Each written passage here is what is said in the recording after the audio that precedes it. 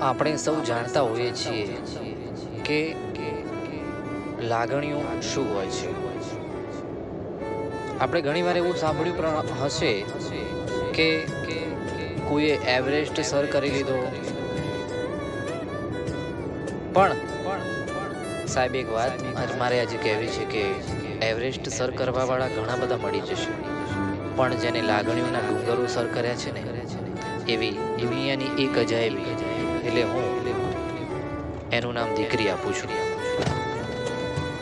આ દીકરી એવી અજાયબી છે કે માત્ર આપણી પાસે 20 કે 21 વર્ષ સુધી જ રહેશે.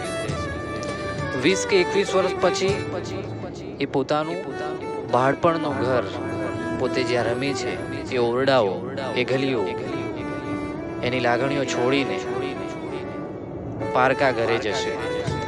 અને ત્યારબાદ આપણી ઘણી બધી લાગણીઓ હશે, લાગણીઓ વહાવીશું, લાગણીઓના દરિયા વહાવી દઈશું ને, છતાં પણ એ ફરી પાછી નહીં આવે.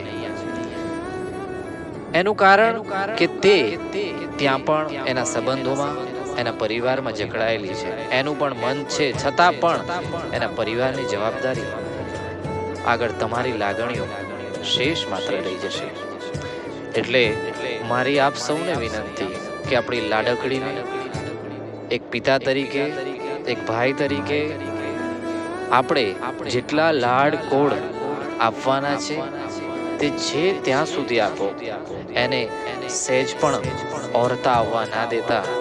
આ દીકરી એ દુનિયાની ખૂબ જ એક કિંમતી અજાયબી હું માનું છું. ધન્યવાદ.